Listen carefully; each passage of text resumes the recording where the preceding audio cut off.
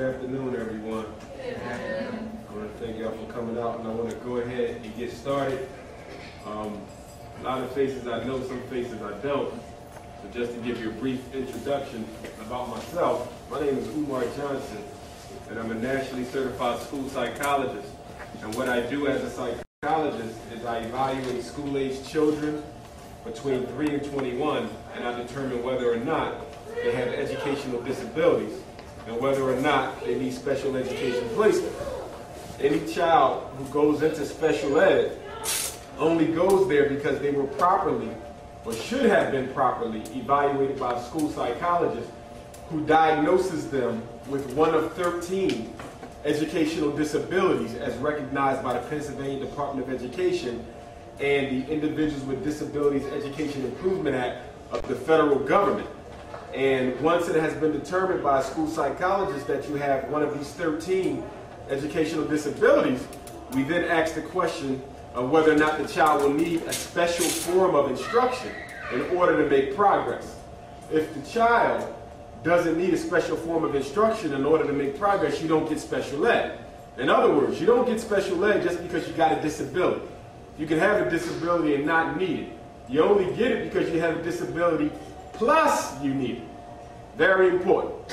For example, you can have a child who's dyslexic, okay, but if they're a true dyslexic child, and we tend to think all of our kids are dyslexic when they're not, but if they're a truly dyslexic child, there's really not much you can do about that if they're reading backwards, which is only one form of dyslexia. Dyslexia just means a serious reading problem. But if they have the dyslexia that causes them to read backwards, there's not much you can do about it because it's a neurological problem. And so what you would do is keep them in a regular class, and the teacher would score their work backwards. In other words, if it's a problem that you can't fix, you accommodate to it. Okay? You only need special education if you can't accommodate to it in a regular classroom. Okay? My last lecture series I did here from April to July was on psychoeducational issues, and I didn't bring any copies of those tapes because I have them on audio tape. But I'll make sure I have them at my next presentation in November, so you can have that if it's something that you want. But we did one lecture right here in April on the history of blacks in education. I have that on tape.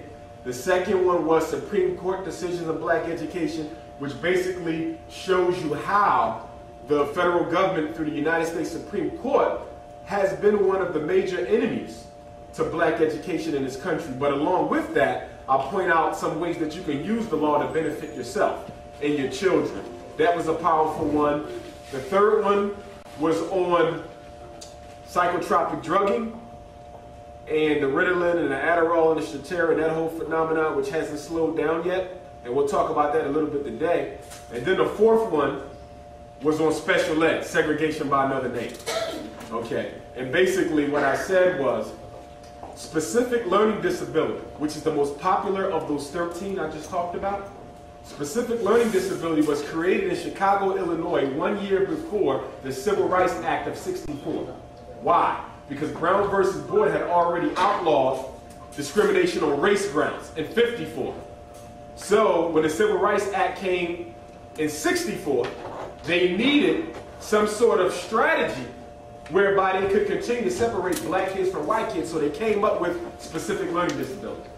And most black children in special ed are in there because of this subjective diagnosis that says even though they have normal intelligence, they can't learn a skill. They can't be proven. There's no test that can screen for a specific learning disability, just like there's really no test that can screen for ADHD. Okay, them two. Specific learning disability, SLD and ADHD, okay, is like a plague on our community.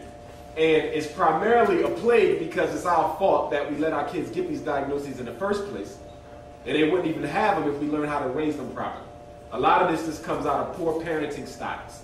As I always say, we don't have a child problem, we have a parent problem, because every kid out there killing, selling crack, or dropping out came out of somebody's house. Okay? So you got to look at the tree, not the fruit. Fruit don't grow themselves. You got to look at the tree.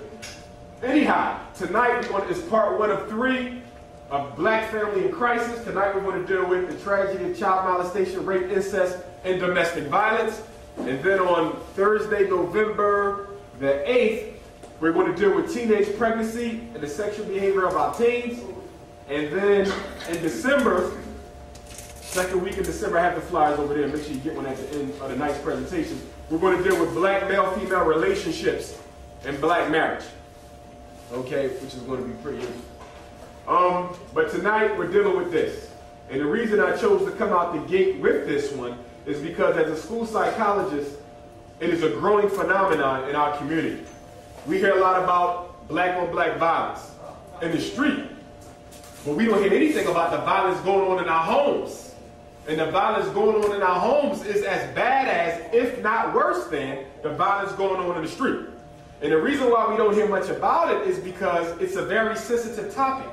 Number one, that's my business. Number two, that's her life. Number three, I don't want the law in my world. Okay? Number four, it can make preachers and ministers look bad.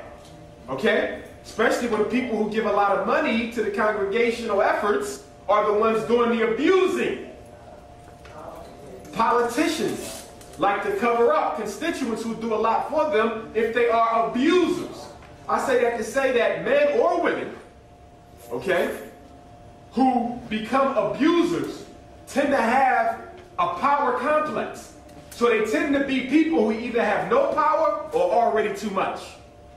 And I know firsthand, because I get phone calls, that within our churches, and it's sick, that we have certain people, I'm not talking about the Catholic Church, I'm talking about black churches, where big name people are molesting the children, and no one's saying nothing about it, including the child's parents, because of this religious control that they have over y'all, or us. Okay? So, we got to talk about that tonight because the children are suffering. Now, people say, well, why would you put domestic violence with child molestation, rape, and incest? That answer is real simple. Okay? Children who live in homes where mother is battered are 10 times as likely to get abused. So they go hand in hand. Rarely will you see children getting abused where their mom is getting abused too. Okay? Abuse can be sexual, it can be physical, and it can be verbal. Don't overlook the verbal abuse. In fact, that's the worst form. Okay? Because the physical scars can heal. Okay?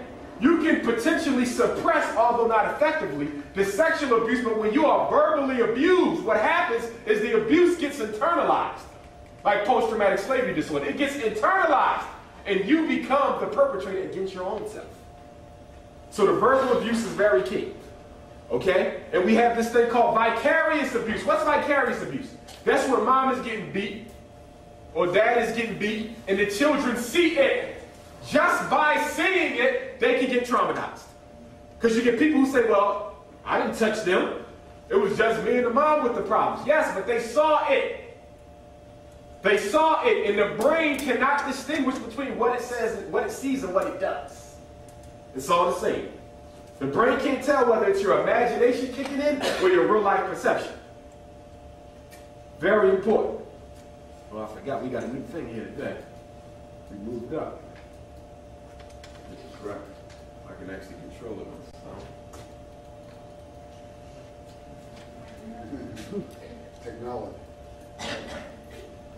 Okay, the other way. Got it. All right. I'm not that technological, you know. Sophisticated. Okay, let's start off. It's your problem too. Studies find that 50% of all women will be impacted by domestic violence within their lifetime. Half!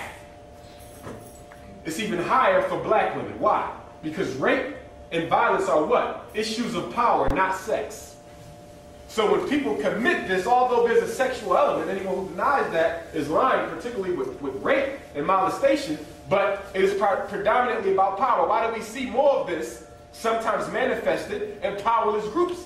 Because men and women have a natural psychological need to control their environment. And so when you go to work and you deal with racism there, and if you're in the community and you deal with racism there,